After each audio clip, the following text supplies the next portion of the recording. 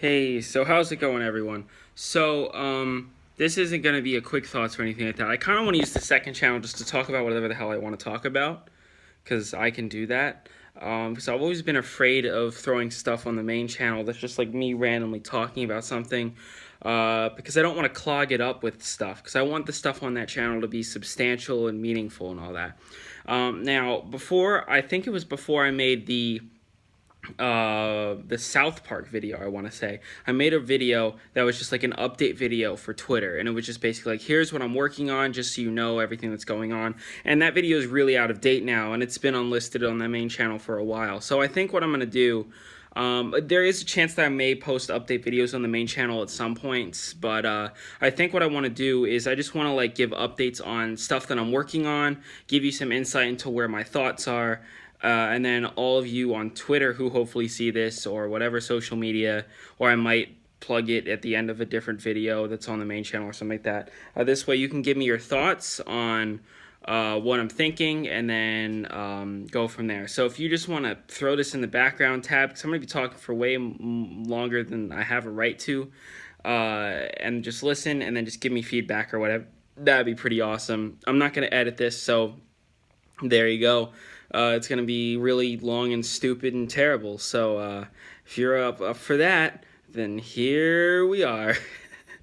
Right now I'm working on the End is Nigh video, and I've already recorded the voiceover, and I'm going to be editing it soon, and it'll be out sometime in the near future. I still actually have footage I need to record of that, because it's a really hard game, and I need to like get through everything that I'm talking about, because a lot of the things that I'm criticizing or critiquing I know about purely from my friend's experience or watching my friend's experience, but I need to have that experience in order to not only get footage, but also to feel justified in what I'm saying. And if there's anything that I need to fix in the script and change based on that experience, then I will, and I'll just re-record the voiceover for it. But I'm far enough, and by far enough I mean I'm basically done, aside from like 3 rooms. I'm dead serious, before I'm actually done, and when I do that, then I'll have all the footage I need, yada yada yada. So that video is almost done. So then the question is, what happens next? Because when I finish a video, usually on Twitter or whatever, I put a thumbnail up and it's like, hey, this is what I'm working on next. And the problem is that I don't know what I'm working on next, because I have a lot of ideas, but I've never really I've never been able to like dive into a script. And normally what happens is I start writing a bunch of ideas, and there's one that really captivates me, and then I just go all out on it, and that leads into the next video. And that's how it's been, and that's why there's been so many frequent videos. It's not like months-long waits anymore, just because I dive right into the next one when I'm done with the current one. I'm already like mostly done writing it. Where there have been times in past where I've been struggling to figure out what I want to do next. And it was a real issue. The biggest hiatus was obviously in between the Games from 2015 video that was really terrible, and then the Demon Souls video that was also really terrible. But that was just because I wasn't really sure what I was doing yet. I didn't really get into a style, and I don't think I really found that style until the Danganronpa video. And even that video is terrible. But it's the most viewed video on the channel, so I don't even know anymore. I just want to list a bunch of ideas, and I'll put those ideas in the description, actually. So if you really don't want to watch all this, then that's fine. Just look at the description at some of these ideas, and then let me know what you think of them and what interests you or what piques your interest and why, because that might help inspire me to continue writing about it or whatever. So here are my ideas. Let's go. So idea number 1, let's talk about Dragon Ball Z. Why? Because I liked that show as a kid quite a bit, and I got into it a lot more actually in high school, because I watched a few episodes as a kid, but then one of my good friends, who is still a good friend of mine, was obsessed with Dragon Ball Z at the time, so I just kind of marathoned the whole show in high school, possibly through less than legal means, but I marathoned the whole show, and I thought it was, I thought it was really good, but it just kind of dragged on a lot, and I had issues with it, but I couldn't really put words to those issues.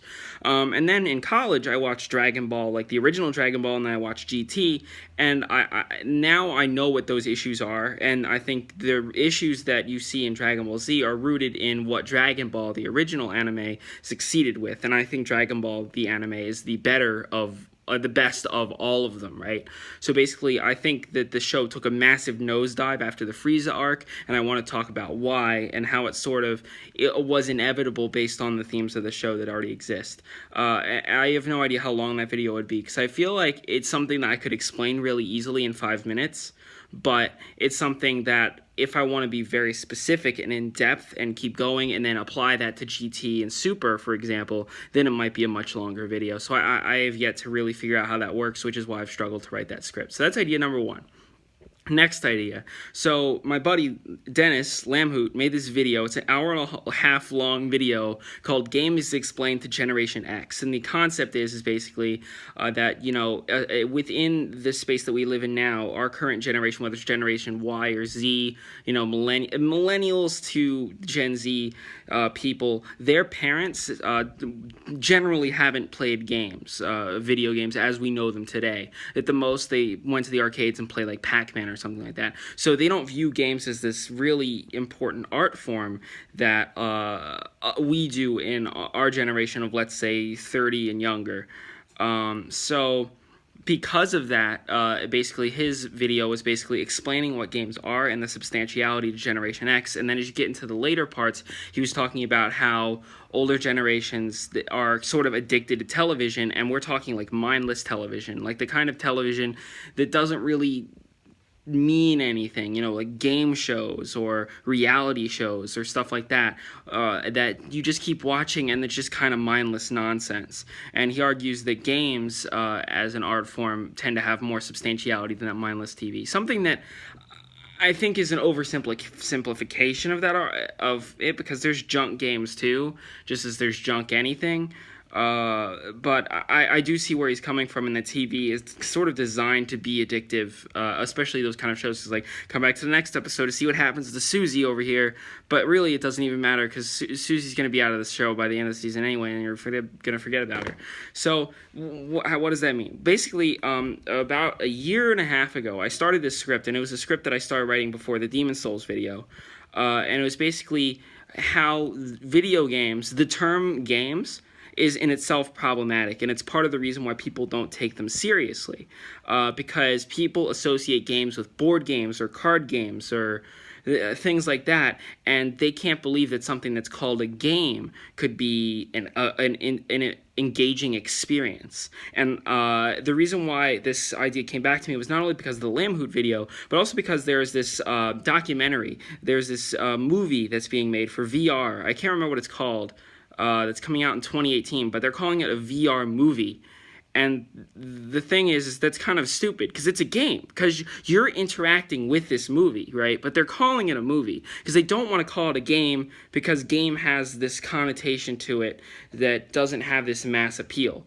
And games absolutely have a mass appeal, right? They have a huge audience, but not the mass appeal, not like the adult appeal, like the super adult, 30 up appeal that they want to try and get for this VR thing. But I don't even think adults want VR, so it's kind of like that whole concept is dumb. But my question, I guess, is why are they calling this a movie and not a game? And I think it's because the term games itself is somewhat problematic, and that kind of thing. And obviously, I'm not saying that, like, oh, well, everyone should call it something different, but it's kind of like a look into how words are viewed a certain way and the results that you get out of it. So it's not really a proposal saying we should call games something else, which is kind of what the original script was, and I think that is a dumb idea, so I hate that idea. But it's talking about how the term games itself can sometimes be problematic. So that's idea number 2. Next one, let's keep going. The movie, The Hateful Eight. It's a Quentin Tarantino movie. It's a really, really good movie. It's not my favorite Tarantino movie, but I've always been a Tarantino fan. I've been a Tarantino fan for quite a long time. But my favorite movie by him is by far Django Unchained, followed by Pulp Fiction, followed by probably Hateful Eight, and then Inglourious Bastards, there's 8 of them. There's 8 movies that he's made. The Hateful Eight is his 8th movie, and the only one that's bad is Death Proof. And by bad, I mean substantially worse than all the other ones, but every other one is absolutely 100% worth watching. So what am I talking about with the Hateful Eight? I'm talking about a specific scene in the Hateful Eight, and it's one of the weirdest scenes in the entire movie. But basically what happens is that the concept of the movie is you got these people, and they're all in this log cabin, and it's snowing outside, and it's like the past slavery times, so like the South just lost, right?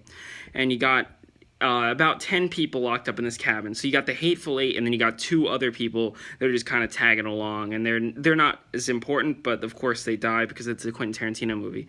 That leaves 7 people, and the 8th one you don't know until the end of the movie. And what happens is halfway through the movie, this guy just died or whatever, but then it cuts out, and then Tarantino's voiceover comes in, and he's like, little did everyone know that while this scene was going on, someone had poisoned the coffee. And you're like, why is Tarantino talking right now? This is just completely pulling me out of the experience. And then it plays this like really creepy music as like everything's going around and everyone's like, oh, what's going on? And like no one else knows that the coffee's poisoned except for this one character, Domergue, right? And so you see things from her perspective, and people are like walking up to the coffee, and you're like, oh shit, they're gonna drink the coffee, but then they don't, and then it's like all this crazy stuff. And I think that scene plays out really well, and I want to talk about why it plays out really well compared to the rest of the movie. It will probably be a shorter video, but it's something, it's one of the most interesting scenes, arguably, in all of cinema, and it's something that I want to talk about. So I started that script a while back, and I just never got around to finishing it, because I don't really know how to approach it in some ways. And there's one analogy I made that I think is really good, but it just kind of doesn't fit with my writing style now as a content creator. So there's a lot of things like that I'm trying to work through. But if that sounds interesting, let me know. Okay, we got that. Then we got another one. We got Rick and Morty. What's up with Rick and Morty? Okay, well, so Rick and Morty's this show. If you haven't seen it, then where have you been? Because there's these people freaking out about Szechuan sauce. There's a guy that jumped on a counter and was like, oh, Pickle Rick! And like that, Pickle Rick's like the worst episode of the show. But anyway, the episode I want to talk about is Tales from the Citadel, also known as the Ricklantis Mixup. It is, in my opinion, one of the greatest episodes of television, period, and I want to talk about why, and I think it would kind of act as like almost like a sequel video to the South Park serialization video, because I talked about that in that video about AB plot structure, and Ricklantis Mixup manages to juggle like 4 or 5 plots, but do it in a way that isn't overly confusing and fit into 20 minutes and make it really, really compelling and really just have really poignant satire talking about the specifically American, but I think it has a larger world context as well.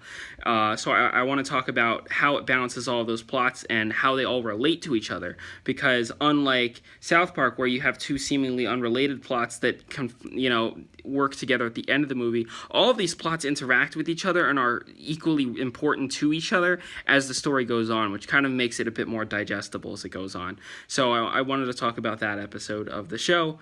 Let me know what you think about that idea. Okay, we're almost done. I'm trying to think, because I've started all of these scripts. Like all of these scripts, I've put some words in, but I have not finished them or gotten anywhere close to finishing them. So that's that. The next video is a sequel video to my Danganronpa video, and I hate the Danganronpa video now. 1, because I called it Danganronpa, but 2, because a lot of the points that I made in that video are so surface level and just kind of, dare I say, it just kind of glosses over the real point, if that makes sense. Because that video was comparing Danganronpa to Ace Attorney, but I don't think that's... The argument I was making in that video, right, was saying that basically because it treats you more like an audience member, it brings you along for the ride rather than treating you as the character. It makes you sympathize with the characters in a way that's more akin to film or TV than it does with a video game. It's not like you are the character. It's just that the character is the lens through which you're witnessing the story, and that's kind of what I was trying to say in that video. But the sequel video would essentially be talking about how some more of the thematic elements that the game wants to try and tackle. All 3 games combined, all 3 games, 1, 2, and V3, and basically discuss how the immersive qualities and it's the kind of stuff that I was talking about in the original Danganronpa video either help or hinder the experience as you go through all these different cases. Specifically, I want to talk about how it works incredibly well with 2 particular cases in the second game, and how it works absolutely horribly in the final case of V3, which I kind of talked about already in my unscripted rant when I beat the game. But now I kind of want to talk about it more. So if that interests you, let me know. And I'm trying to think. I think that's all of them, but I'm just going to throw out some other ideas that I've been kind of tossing around just to get everything out there if I can think about them. So let's talk about, this is an idea I've had for a while. I wanted to talk about Splatoon 2 because Splatoon is a game that means a lot to me. It's a game that I particularly enjoyed, and on many levels, Splatoon 2 is just a direct improvement. It iterates on the first game and does a lot of really interesting things. It adds new weapons. It focuses more on different things to try and tighten everything up. But a lot of people, despite my liking the game, there was a lot of people that I talked to and I'm friends with that like the game substantially less. And I'll be honest, I've played Splatoon 2 far less than the first game. I haven't wanted to sit down and just play a few matches of Splatoon 2 in the way that I wanted to sit down and just play a few matches of Splatoon 1. And so I wanted to talk about how in Splatoon 2 as a sequel, how some of this magic is kind of lost and where it's lost specifically. And I have a few ideas, and there are a few ideas that perhaps people that I've talked to with Splatoon 2 will probably know what points I'm going to be bringing up, but I think it's good to compile all those different ideas, and it might be interesting. And I haven't brought this up to any of them because like I said, this is an idea I haven't even started to pen down yet, but it'd be really interesting to get a bunch of different people in the video and kind of like it would be really cool if they like drafted their own like segment of the argument, and then it kind of turned into this whole cohesive thing. That's a good idea. I might do that. Of course, that's only if people are. Anyway, do you want me to talk about Splatoon 2? Hey, let me know in the comments. What else? Here's actually another idea that I started to pen and then scrapped. But I might go back to it. So I only made one music-related video on this channel. It was about Metallica. But I had this idea for a series of music-related videos because I've had trouble trying to find other ways to express my opinions on music other than the Metallica video, and that was because that video, that specific Saint Anger video, was something I was sitting on for that whole break, and it was something that I was like, I can't do it because I'm a gaming channel. And then it wasn't until after I made the Danganronpa video that I was like, you know what, I'm going to make this freaking Saint Anger video, because I had already penned a lot of it anyway. I written it down. I was like, well, what am I going to do with this? And I just made it a video, and it really probably that video is probably one of the videos I would say is most responsible for me getting better at video production in a lot of different ways. It's probably the biggest jump in quality on my channel, in my opinion. So anyway, the series I wanted to do was a series of how you can tell a story through an entire album, and how an album can be just more than a series of tracks, right? It can tell a story. And sometimes albums can be more than a series of tracks in terms of like just theming and how it approaches things. But I wanted to talk about a few specific albums and how they tell their story through all of their different tracks, and how they do it in very different and interesting ways. And some of the albums I wanted to tackle, I haven't like got a solidified list, but the one I definitely wanted to talk about was Songs for the Deaf by Queens of the Stone Age, because if you didn't know, that tells a story. It's a very loose story, and it's not something that's like that's central to the album in a way that maybe other album storytelling is, but it's something that works really well and contextualizes all the different tracks in a really interesting way. So I wanted to talk about that. If you don't know what it is, I won't spoil it for you, but you can look it up if you want. I wanted to talk about a black metal album. The band Carrick Angren is just really good at storytelling in general. But the album I probably would want to tackle is probably Lamendum, which is their first album. But I could also do their fourth album, whose name escapes me at the moment. This is no fairy tale. I could do that one as well. Those both tell perhaps the most poignant stories of all of their albums, but all 5 of their albums tell stories, and they do it in a very good way, because there are tracks, they're individual tracks, and they're really good, but the actual lyrics tell a story as you go through.